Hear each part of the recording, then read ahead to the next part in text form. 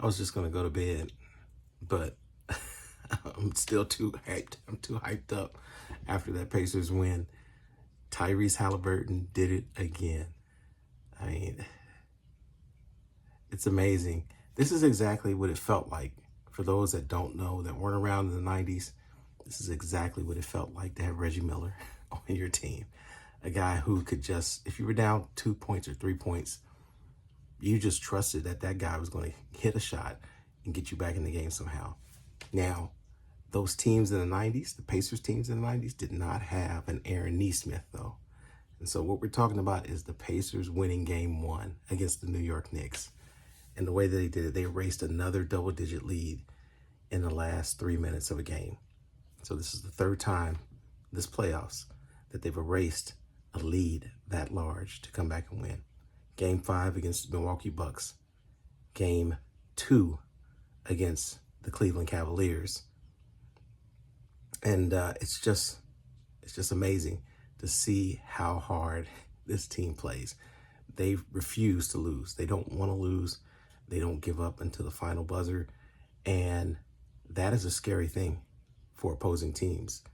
If you relax because you're up big in the last 3 minutes and the crowd is hype and they're cheering and everybody's excited, and you just relax like they did by letting Nesmith hit a couple threes and get that rhythm going, you are in trouble. So my initial reaction to this is that, one, the Knicks did choke a little bit. We saw Haliburton hit the choke symbol. Maybe a little bit premature. He thought it was a game-winning three. My head is swimming because it was just such an exciting comeback. But Nesmith hitting 5 threes in that fourth quarter. I believe 4 of them were in a row. Never seen that before in a game. Not like that. Maybe Kyle Korver when he hit, was it 10, 11 threes or something in a playoff game. That's probably the closest thing that I've seen to this. Reggie Miller maybe scoring 25 points in the fourth quarter to come back and beat the Knicks back in 1994. I saw that game. I was a kid. Loved it. And just like then, when Tyrese, after OG missed a free throw and then hit the second one, and they were only up 2 points, they get the ball inbounded, bring it up the court. Tyrese tries, looks like he's trying to go for a floater, but Mikal Bridges kind of tipped the ball, so he had to kind of go back out and regather it.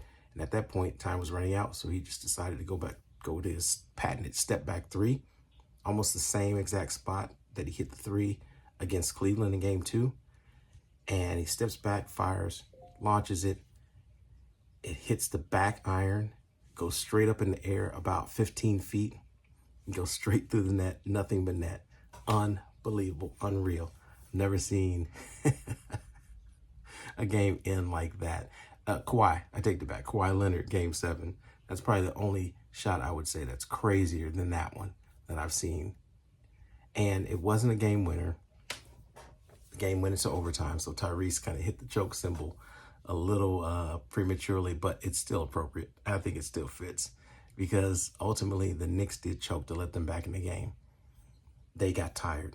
And if you saw my preview of this series, I said that the advantage that the Pacers had was their depth and that they just keep coming at you with guys, fresh bodies. They played 10 players in this game, 10. And Tibbs smartly used his bench. We even saw DeLon Wright come in for 26 seconds. Never expected that. I don't think he played at all in the playoffs except in garbage time in another game. So he tried to use his bench. He got some good minutes out of Campaign on offense. And he got some really good minutes out of Mitchell Robinson, who was a part of the regular rotation. But their bench, they just couldn't get enough rest. They seemed gassed. They really did. Chasing the Pacers around when they flip that switch and say, hey, we're going to go berserk and just go super fast and try to hit as many shots as we can and just try our best to create chaos at the end of a game. I don't know how they do it. It kind of reminds me of the Chicago Bulls back in the 90s when they called it releasing the Dobermans. Scotty, I don't know if Scottie Pippen created that, but I know somebody on their bench or Scotty that said that there was a period of time where even if they were down in a game that they said it's time to release the Dobermans, and they would just lock down defensively and they would just fly around and just score points and buckets to win games. That's what the Pacers are doing. For those not so old, I would say it kind of reminds me also of the Golden State Warriors. If you remember the Golden State Warriors when they had their five-man lineup, like their death lineup that they called, which I believe was Curry, Klay Thompson, Kevin Durant, Iguodala, and Draymond Green. They called that their death. I think they had another nickname for it too, but that was like their death unit. When they put all those 5 players on the floor at the same time, you couldn't score and you couldn't stop them from scoring.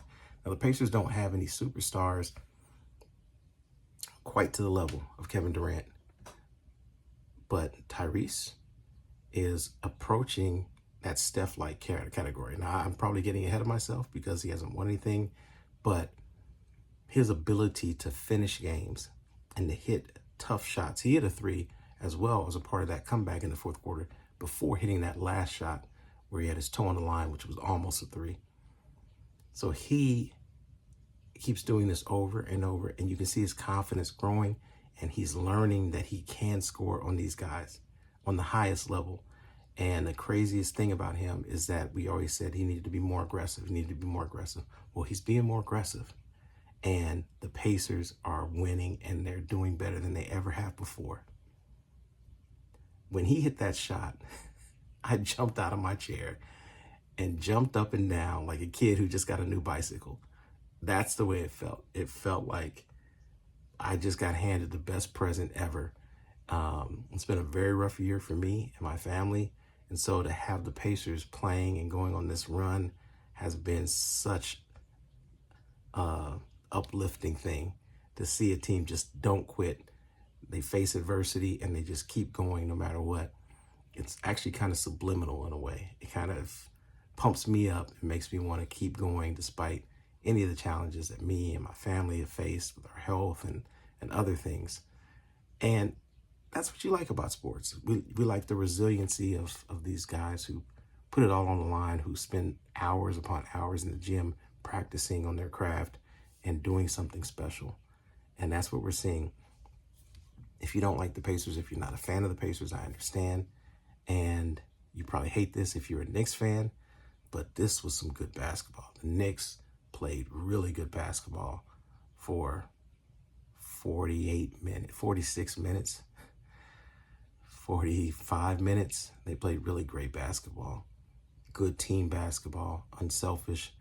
They did rely on Brunson and Towns a little too much, and that was also something I said in my preview, that may happen. And if that happens, where we get to the point where they're just isoing Brunson and isoing Towns, the Pacers, that's going to play into the Pacers' hands. Well, Brunson had 43 points, so it really wasn't a negative. And he kept drawing fouls, and they were legitimate fouls, almost all of them. I don't have any problems with the officiating as far as the way Brunson was officiated tonight. Towns as well hit a tough shot, but he went cold at the end of the game, which we've seen that happen to him before. When we think about the Dallas series last year, when he was in Minnesota, he went cold as well then. But anyway, game 1 belonged to the Pacers. The Pacers stole that game more so than the Knicks gave it up. So yes, people are going to say that they choked. Not going to get any argument out of me, but I feel like the Pacers grasped this. I mean, they had to do something extremely difficult. They had to hit 6 threes and make their free throws and get some rebounds, some tough rebounds, and tip some balls. They tipped the ball that, I think it was Andrew Nembhard, tipped the ball that deflected off the right hand of Jalen Brunson, which gave the Pacers the ball back at the end of that overtime. And that's just hustle. That's hustle and heart. That is something that the Pacers did. It wasn't like the referees made a bunch of blown calls that got the Pacers back in the game, like people tried to say against Cleveland. No, the Pacers hit some crazy shots and probably should have had some 4-point plays because Nesmith got fouled on one of those threes.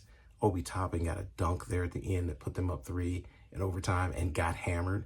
They didn't call it. So, I mean, there are some plays, but I don't care about that. I like the fact that they kind of let them play and allow the players to determine the outcome. I'm fine with that. It's going to be a long series, though. Game 2, I think the Knicks are going to come back hard, but the Pacers got one. They accomplished their mission in New York. And, man, I'm stoked. I'm excited. And so we look forward to this next game on Friday, and we'll take it from there. Thanks for watching. This is the Tremendous Hustle podcast, and I'll keep coming. I'll keep updating you as we go along in this playoffs. Take care.